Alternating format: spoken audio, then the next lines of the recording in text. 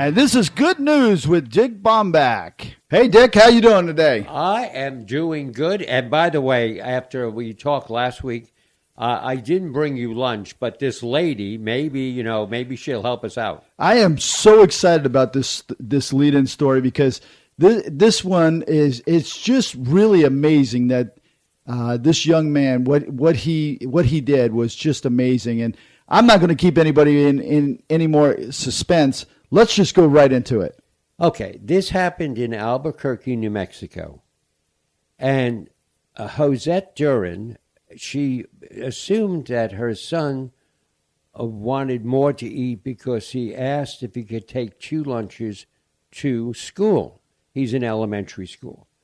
And so she said, okay. And then she kept asking, and she said, well, why do you want 2? He said, well, there's a boy that all he has is a fruit cup every day, and he sits by himself.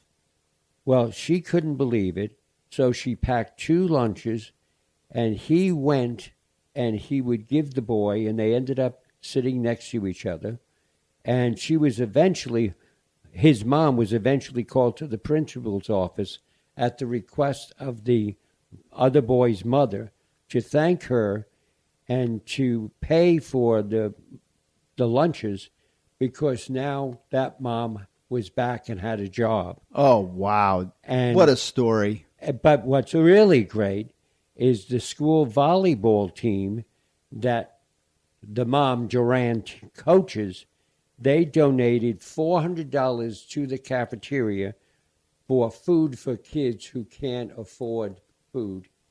Wow, yeah. That is a really good story. You know, I was really glad to hear how this one turned out because there was another story from out, I think, in California about where the school lunchroom worker was paying for lunches for kids that couldn't get the lunch, and she was fired. Oh. She was fired for doing that. Oh. And there was such an outpouring and such an uproar over that, they had to hire her back. Wow. Yeah, they had some rule or some law out there that said that they couldn't do this. And it's like, how could you have a law or a rule like that? That's crazy. It's really crazy. Speaking of crazy, this next one sounds like it's kind of crazy. 170 nations celebrate a pledge to eliminate super harmful greenhouse gases. This happened last Saturday, and 170 different countries signed a global pact to pare down on environmentally harmful chemicals known as HFCs, hydrofluorocarbons. Are those the same things like that used to be in air conditioners? That's correct. That's exactly right. Yep. And the deal was solidified between the U.S., China, India, Argentina, Chile, Colombia, European Union countries. They all came together, and they did it in Rwanda and said, we are no longer going to allow this to happen. We are going to work to stop it. Wow. Now, how do you think they're going to be able to enforce that?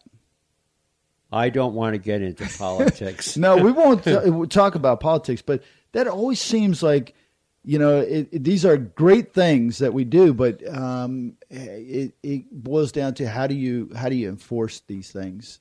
Well, what they're basically going to do, they have a $27 million initial budget, and they're going to have a special fund created to fast start the implementation, and they're going to check every year to see how each country has. That's a good start. That's really a good start. At least they've identified a budget for it. Yeah. Normally, you know, you see this and it's like, okay, there's no budget, there's no enforcement, everybody feels good, but there's nothing that gets done because there's no money for it. The next one that you have is a cop who saved choking infant is asked to be her godfather. Yep. This was a dispatch call in Meriwether, Georgia, and Lieutenant Kenneth Knox, he got the call because he was very close by where the call came from, and it was an infant child named Mai Vahi Parkham and was choking on a piece of cereal. The parents had tried CPR, but she was turning blue and fading fast. Knox, he did reverse CPR and was able to get the piece of food out of her throat. And then the baby started smiling and crying. Oh, wow. And he said, Knox said that was music to his ears. And out of his 25 years of being a police officer, it was his greatest and most profound moment, that what he did. The parents, they asked if he would be the godfather. Oh, wow. And he That's said amazing. He is honored for that. That's amazing. You know, my one nephew is a deputy sheriff, and I just sent him a clip of a police officer. He was sitting there in a lobby, and this kid that he had saved from drowning at 5 years old walks in. He's a grown man now, and yeah, it was very emotional. Wow. And it was the first time they had seen each other since that time. Wow. Yeah, it's crazy. Now, this next one, I don't know if I'm going to be able to get through this without crying, because this was an amazing, amazing story. It's about a teen who dashes down the bleachers to lift the spirits of a crying cheerleader. And this story just really tugged at my heart, I'll tell you. Well, this happened in San Antonio, Texas, a week and a half ago.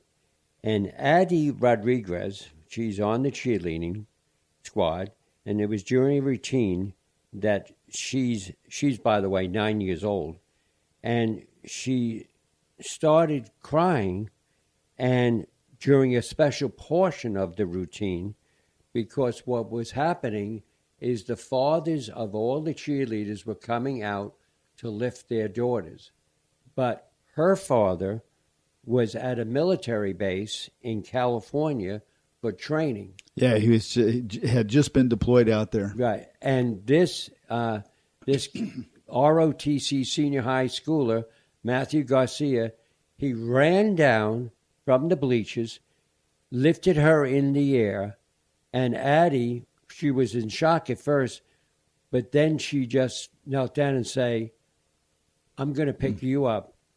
You really made me happy. Thank you."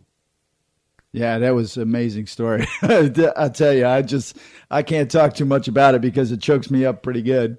Yeah. But what an amazing young man to identify that and go do that. Well, and the thing is to think about it, Jeff.